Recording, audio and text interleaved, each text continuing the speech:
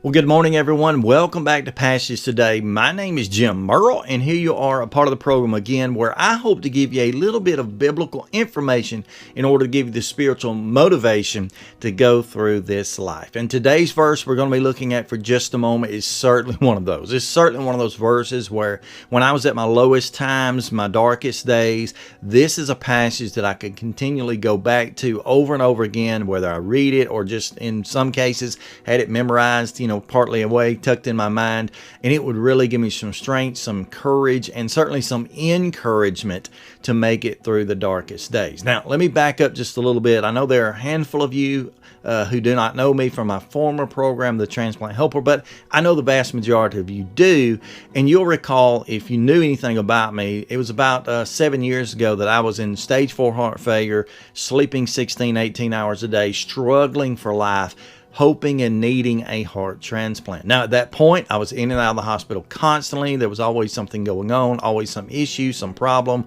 It was just a very tough time in my life. And I can remember many a days laying in that hospital bed with IV lines coming from every which way, monitors all over me, nurses coming in and out, medications coming every few hours. I can remember a lot of days in that time when I felt just so weak. When barely could I even reach over and grab the television remote and switch the channels. And anyway, it got boring being in that room by myself when, there just wasn't a lot of family who could come around. I was in an ICU type situation, so I just didn't have a lot of support and encouragement at that time. However, one of the things I was always thankful for is the fact that I always had God's Word to go to, and I had passages at least that I could read that were so encouraging. And today's passage is certainly one of those. It comes from Isaiah chapter 40 and verse 31. If you got a copy of the scriptures, I wish you would grab it. Go ahead and, whether it's a leather-bound copy or a digital copy, go ahead and grab that and read along. If not, I know a lot of you are busy, so just listen along and then promise me one thing.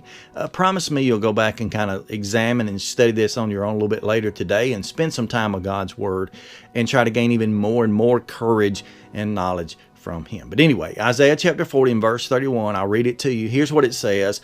But they who wait on the Lord shall renew their strength.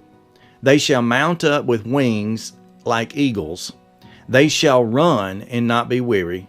They shall walk and faint not. Now, let's just start examining this verse just a little bit. And again, I'll show you the courage and the strength and the comfort I found in it right out of the gate. First of all, the first phrase says, but they who wait upon the Lord. Now, I want you to picture with me that word wait, W-A-I-T. We think about waiting. We think about sitting in a waiting room. We think about waiting in a parking lot. We think about waiting for a friend to come over. We think about waiting for 1.5 million different things. And we know that waiting can be frustrating. And that's certainly true. When you think about the wait for certain things, it can always be frustrating because a lot of times the things that we wait for don't always give us the reward at the end that we want. They're sometimes disappointing, that sort of thing. I know the other day I had to go to the doctor with one of my children, and we had to wait in the waiting room for a long period of time. And the whole time we're waiting, they didn't know it, but I did. I knew all we're waiting for here is for them to get a shot. So they weren't going to be excited about that. But I want you to think more about the word wait right here than just that, because the word wait right here doesn't even necessarily, from its original language, which in the Old Testament case was Hebrew, doesn't even necessarily carry with the idea of waiting like we think about it. It really carries the idea of leaning on, relying on, and trusting. So literally here what the verse says is those who lean on God, those who rely on God, and those who trust in God, they are the ones who will have eventually their strength to be renewed. Now, again, I'm reflecting back on my experiences. I hope that you'll reflect on yours. But I remember my weakest days, my darkest days. Again, they're lying in the hospital when I'd just be in and out almost of consciousness, not necessarily, but at least falling asleep. Just didn't have the energy to get up and go. Didn't have the energy to do anything for myself. When the simple task, like eating a meal or brushing my teeth, and certainly, if I ever got to take a shower, that was very, very difficult. And I didn't really have the strength to do that. And I know that if I had not got the transplant, my life would have remained like that, probably would have died, would have passed away from this life and such. But the hope that I had, and the hope that I always have, is that whether or not my physical strength would ever be renewed or could be renewed, that I have a spiritual strength within me. I have the ability, because I trust the Lord, I lean on the Lord, I rely on the Lord. I have something in me that allows me to have that strength that I need spiritually to keep on going. And even beyond that, especially if I continue to trust in the Lord and rely on the Lord and obey the Lord, I'm going to have a spiritual home in heaven. I'm going to have a position in my life eventually in eternity with God when I'm going to have all my strength to be renewed. You know, I think about the Apostle Paul and what he said over in the New Testament when he said, "When I am weak, I am strong." And I certainly can relate to that. There were many days when physically I was weak, but spiritually I had strength. And I had strength because I had knowledge. I had strength because I had hope. I had strength because I had opportunity and possibility laying ahead of me. And that's what this verse promises. This verse promises if you trust, eventually that strength can be renewed. But it illustrates it in a wonderful, beautiful way in the next phrase or so. I'll read that phrase again. It says, "And they mount up with wings like eagles." They mount up with wings like eagles. Man, I don't know if you've ever had the blessing in your life of actually seeing an eagle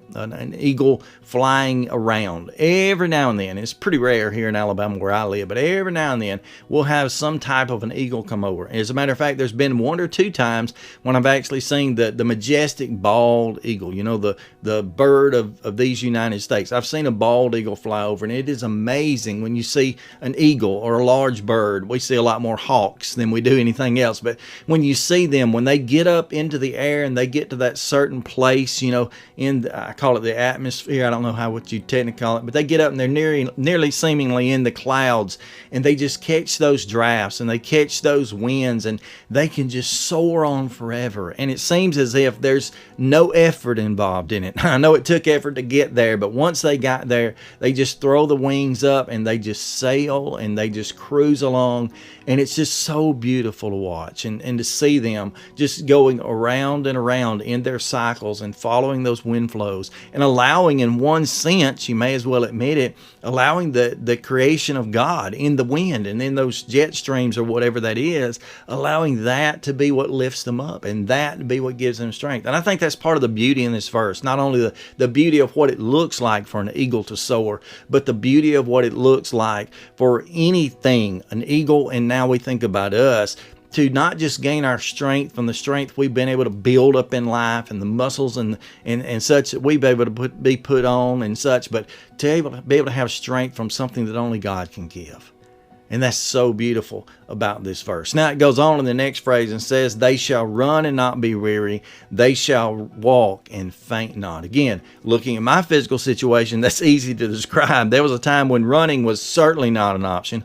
Walking was difficult. And to find a day when eventually physically I got to be able to do that. I got to where I could get up and walk. And I could walk around the halls of the hospital, eventually come home, and to walk around the yard and to walk around the city and the town and to walk anywhere I wanted to walk, and to be able to sometimes, even when I'm out playing with the children, to be able to burst into a run and to do that. That's so amazing. But again, this is not about the physical itself. This is the spiritual up against that. And there is a time and a day when, because of the faith we have in God, because again, first phrase of the fact that we wait, that we lean, rely, we trust in God, we have the ability to walk through this life. We have the ability to make it through this life and to make it through this race that we're in, according to the Apostle Paul, and to make it into the end. So that in order that we can have, again, that spiritual home in heaven, to spend that eternity with God, to have that unlimited strength, not because of the strength we prepared, but because of the strength God has provided. What a wonderful verse this is.